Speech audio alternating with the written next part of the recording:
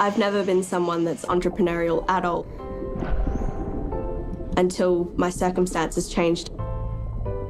In 2020, my older brother passed away. That put life in a different perspective for me.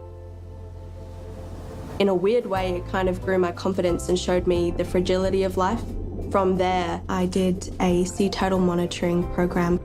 It was one of the most magical experiences of my life. And after that, I only really wanted to work with sea turtles. So I ended up signing up for a course in environmental science at Curtin University, Western Australia. Hey Dad, is it just the one with the red strap you want? I grew up in Perth, Western Australia, which is, I guess you call it a coastal town. Been kind of brought up in a family where photographic expeditions is the fun thing to do together. Weirdly, in a way, it's come full circle in that We Spot Turtles uses photography as one of the main components. Essentially, it allows members of the public to upload images of sea turtles they've spotted in the wild. I thought maybe we could talk through a few of the features. These images are then photo recognized, and a trail of movement is then collected as the sea turtle is spotted around the world. I would definitely say We Spot Turtles is a very unusual business. I think you'd probably be hard-pressed to find a company. Là, c'est moi. Merci. Mais c'est pas mon t-shirt. Et en fait, des anecdotes comme ça, j'en ai plein. Si vous avez fait attention, au bout de 2 secondes, je suis déjà en bas à droite de la vidéo. J'étais aussi là, caché, parce que dans l'histoire que racontait le film, il fallait pas qu'on me voie tout de suite. Donc j'étais aussi présent à cet endroit-là. Et l'objectif d'aujourd'hui, c'est de vous raconter comment j'ai atterri sur ces plages en Australie pour faire ce film avec Google dans la campagne We Are Play. Tout a commencé ici, à Tetiaroa, c'est un atoll qui est au nord de Tahiti, en Polynésie française, où j'ai fait avec Te Mana o Te Moana une mission pour le suivi des tortues marines sur cet atoll. Donc quand je dis ici, c'était partout. C'était là, là, là, là, c'est très grand, et je suis vraiment allé un petit peu partout. Ma mission, c'était un congé solidaire avec Planet Urgence. Donc je vais passer assez vite là-dessus, parce que je n'ai pas trop de temps, mais c'était un congé solidaire de 15 jours où je suis parti grâce à des compétences et un mécénat de compétences via mon entreprise pour aider une association en Polynésie. En quoi consistait notre mission? Il y avait le suivi diurne, donc c'était toute la journée, c'était compliqué, hein, mais d'aller sur les plages pour faire le suivi des traces des tortues qui étaient venues pendant la nuit, et puis surveiller s'il y avait des émergences des tortues. Et la nuit, c'était de pouvoir croiser une tortue qui venait pour pondre. Et là, c'était un petit peu plus le côté scientifique. Il fallait récupérer de l'ADN, baguer la tortue, récupérer des informations, le nombre d'œufs, etc. Et toutes ces données-là, que je vous ai dit depuis tout à l'heure, c'était noté dans des carnets. Le carnet, on passait ça dans un vieux fichier Excel. Et toutes les photos, on avait des cartes SD. Et toutes ces cartes SD-là, on passait des heures à copier ça sur un vieil ordinateur où, en plein milieu du Pacifique, on n'a pas beaucoup de batterie et l'ordinateur ne reste pas très longtemps disponible. Du coup, je me suis dit, quand je suis revenu de cette mission-là, comment moi, avec mes compétences en dev, je pouvais faire pour les aider. La vie a fait que j'ai fait plein de métiers un petit peu différents, mais tout en faisant du dev informatique. Et un jour, j'ai croisé Cédric, qui faisait du développement Android et qui m'a dit « Nicolas, si tu veux progresser en développement mobile, tu n'as qu'à te trouver un projet et dans ces cas-là, tu seras content de développer ce projet-là. » Donc c'est ce que j'ai fait, j'ai commencé à développer Spot the Turtle pour Android natif. Donc voilà, je vous ai mis ça, c'était marrant d'avoir quelques brouillons que j'avais pu faire à l'époque, donc ça date un petit peu. Et toujours pareil, moi, toute cette histoire-là, elle est faite de rencontres. Je suis ensuite allé dans une ESN où j'ai croisé Elsa qui est UX UI, et qui est venue en me disant « Ah, il est trop cool ton projet, vas-y, pour te motiver un peu, moi je te refais toute ton UI. » Et puis, moi, vraiment, ça m'a reboosté. Et à chaque fois, je rencontrais des gens qui prenaient de l'intérêt pour mon projet. En vrai, ça m'aidait, parce que c'était un projet perso que je faisais juste comme ça pour développer mes compétences en développement mobile. Donc, grâce à Elsa, j'avais enfin quelque chose qui était à peu près joli. Et puis, j'ai continué comme ça. Donc, je l'ai fait en Android natif, fait en Objective-C, je l'ai fait en Swift, j'ai même fait des back-ends en Symfony, enfin voilà, c'était vraiment pour tester. Et puis un jour, j'ai reçu un message d'un pote qui me dit « Nicolas, il y a une fille en Australie qui cherche à lever des fonds pour faire une application sur le suivi des tortues marines. » Là, je me suis dit « Putain, c'est fou, on est deux dans le monde, il y a moi et cette personne-là. » Du coup, je lui ai envoyé un message sur Facebook, j'ai réussi à la retrouver. Je lui ai envoyé un message sur Facebook, et puis je lui ai dit, bah voilà, moi c'est Nicolas, je suis français, je fais une appli sur la tortue. Elle, bien sûr, bah, elle m'a juste pas cru. Elle m'a dit, non mais t'es qui en fait c'est trop bizarre, quoi, quelqu'un comme ça qui vient et qui dit que comme par hasard, il a fait de l'appli que la personne elle cherche à faire. Et en fait, elle me dit, bah, si tu veux, tu me prouves que tu as fait quelque chose, ce que tu as réellement fait, bah, on verra ce que ça peut donner. Donc c'est comme ça que j'ai rencontré Kathleen, qui vit à Perth, en Australie, dans l'Australie occidentale. Et elle, son idée, c'était OK, le suivi des tortues, mais avec un modèle de reconnaissance des espèces. Donc elle a appelé ça de l'IA, par rapport à ses générations. Moi, c'était plus le modèle de reconnaissance. Et donc moi, l'idée, c'était que bah, je vienne avec mes compétences techniques. Et puis elle était venue avec cette idée-là. Et l'idée, c'était d'incorporer cette idée-là dans le projet que moi, j'avais déjà.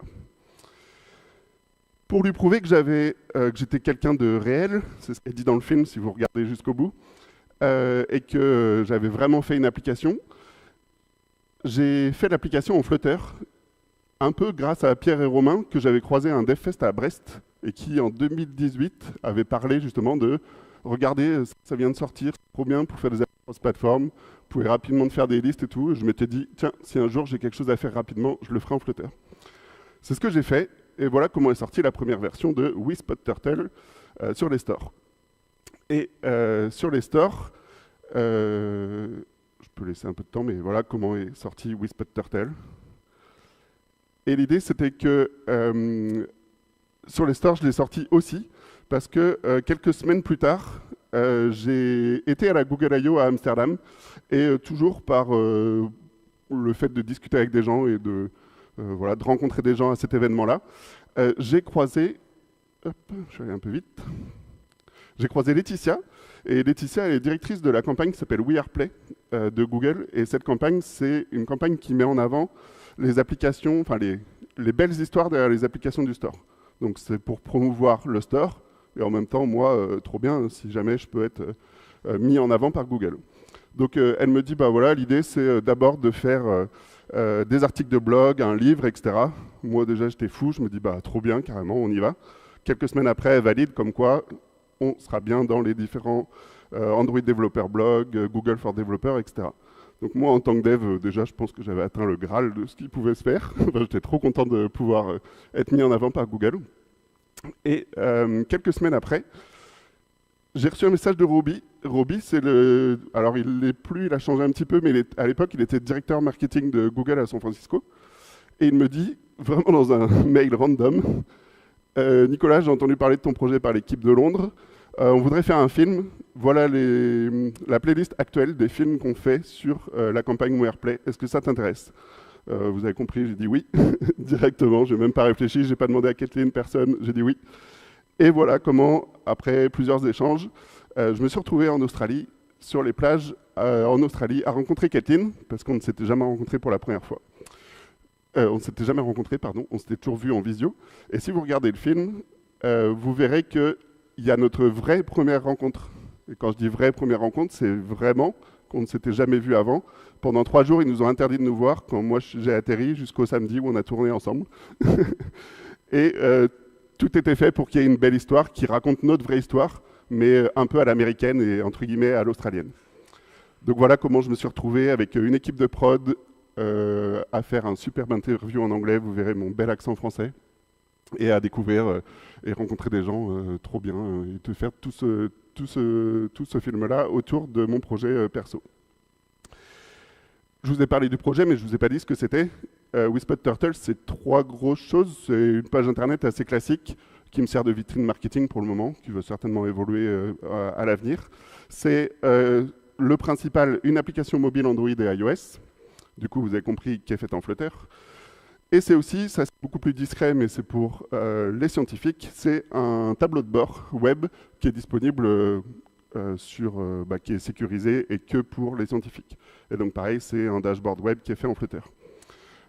Tout ça, pour le moment, c'est relié avec Firebase, que ce soit pour l'authentification, le stockage des images, des tortues et autres, tout ce qui est fonction, et puis la base de données globale.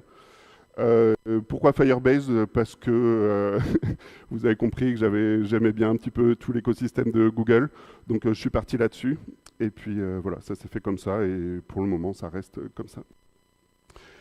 Voilà l'appli mobile, à quoi elle ressemble. Donc là, vous avez la possibilité de... Vous voyez à gauche, il y a les différents menus selon vos privilèges.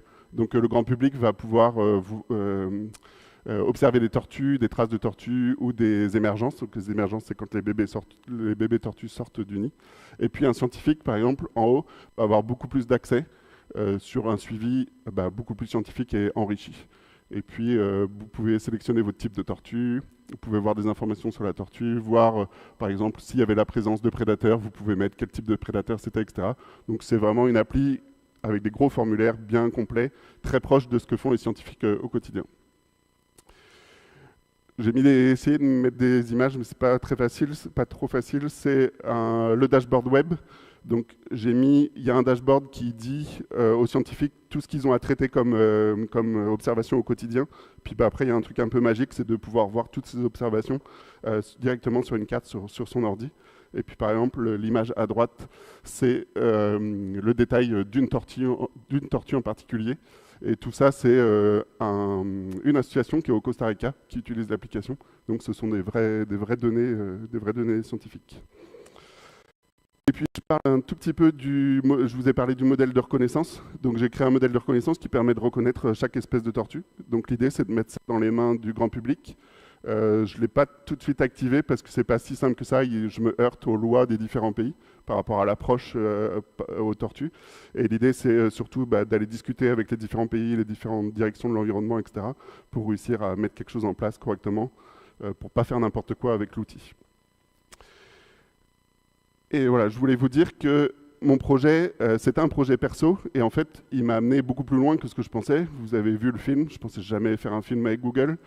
Ensuite, ça m'a ouvert à beaucoup plus que juste du développement. J'ai fait de la propriété intellectuelle pour la partie du dépôt de ma marque, du coup Whisper Turtle.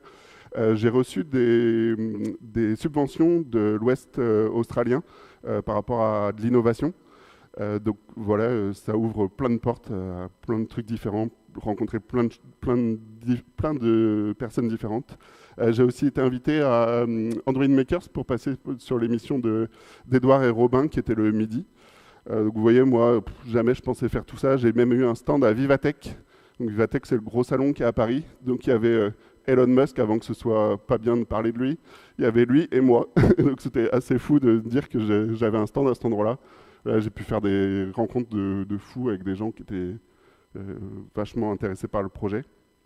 Donc tout ça, c'est une histoire de rencontre. Donc ça, c'est Lisa qui travaille pour l'agence de com de Google à Londres.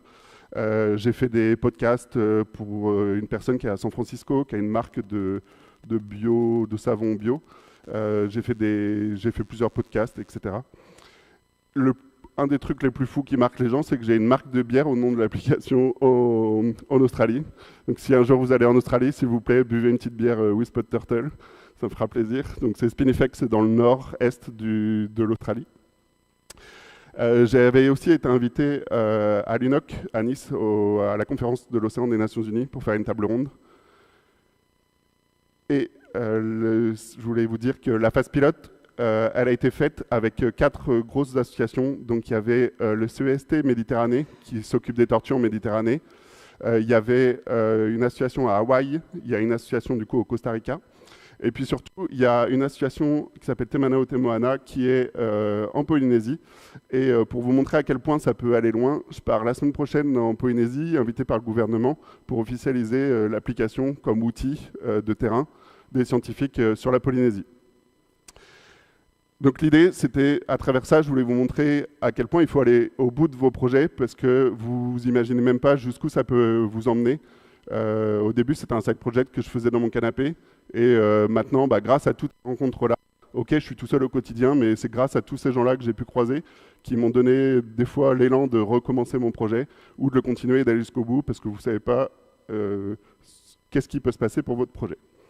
Voilà, et là, je vous ai mis quelques QR codes avec le feedback pour Tour Tech. Et puis sinon, j'ai parlé très très vite parce que de Planète Urgence, que j'avais pas le temps. Et Planète Urgence, vous la retrouvez à gauche, l'association qui m'a permis de partir en Polynésie. Il y a un QR code sur Te Manao Te Moana, qui est l'asso en Polynésie. Il y a le film en entier qui est dispo sur le petit QR code. Et voilà. Merci.